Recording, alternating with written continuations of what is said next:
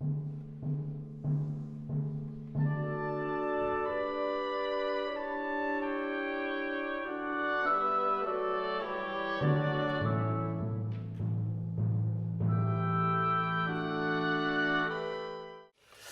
messieurs, Bonjour. Bonjour, qui êtes-vous? donc je suis Luc Dedonné, je suis un citoyen en quête d'accomplissement et de bonheur et j'ai édité ce livre aux éditions L'Harmattan. Je suis Max Mémy et je suis heureux d'être invité une fois de plus dans les locaux de l'Harmattan. L'année dernière, j'ai eu le privilège de présenter mon livre La France en partage, qui a eu un succès honorable, succès.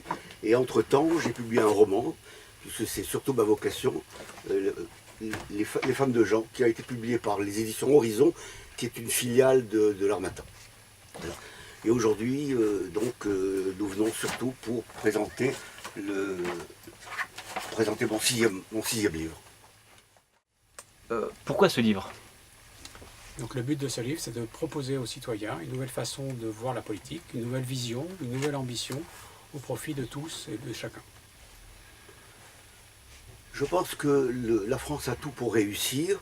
Malheureusement, il n'y a peut-être pas la méthode, il y a peut-être trop de conservatisme, trop de formalisme, mais nous proposons avec Luc une nouvelle vision de la France pour le citoyen, pour un nouvel humanisme, une justice et l'égalité et répondre à des besoins nouveaux.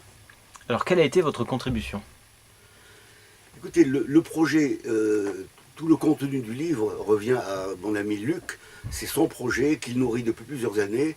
Et ce livre, en fait, est né de la rencontre de deux hommes, Luc et moi-même.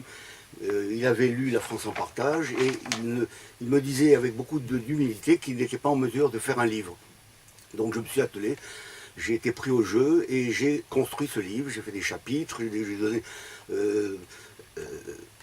j'ai réalisé ce livre.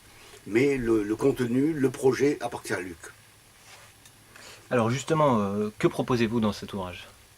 Alors donc, comme je l'ai dit tout à l'heure, une nouvelle approche, une nouvelle politique, redéfinir les valeurs principales, redéfinir les besoins des personnes et des citoyens, renouveler la vie politique, maîtriser les dépenses et les budgets et redéfinir les moyens et les actions de l'État.